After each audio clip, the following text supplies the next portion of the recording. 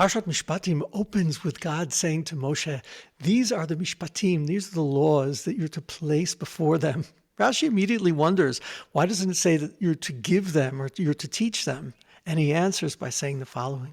Moshe was actually thinking all he needs to do is give the Jewish people the information of what needs to be done by them.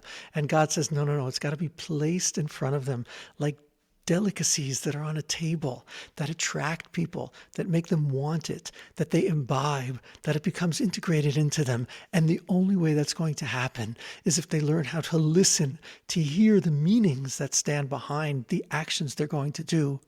At the end of the parsha, that's actually repeated because in Parashat Yitro, when the Torah was given, it says that the Jewish people said to God, we will do. But at the end of Mishpatim, it says, we will do and we will listen.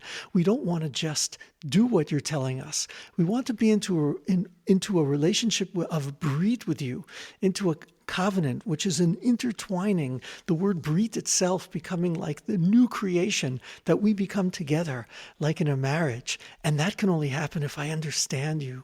And if I understand it and it becomes a personal realization and revelation and enlightenment for me. You see, this is why the Torah begins the parsha by talking about a Hebrew slave. This slave decides he wants to stay on with his master rather than going free in the 7th year. And the rabbis say, you've got to bore a hole in this part of his ear. Why? So the rabbis answer, because this is a person who heard that God said, I want you to be my servants, but instead went and took for himself a human master.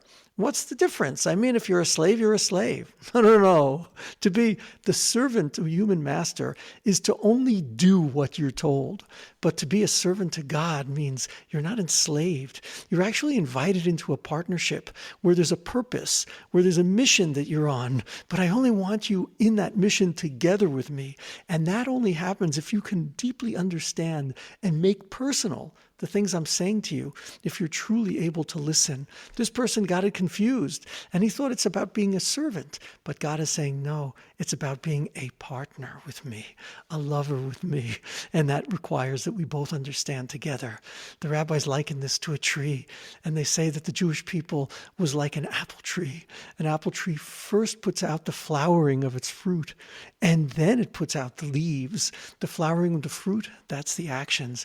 But the leaves, they're like the ears, listening to the light, absorbing it, transforming it, and thereby becoming partner with the revelation of that light in the form of fruit. That's the invitation of Parashat Mishpatim, to do and to listen.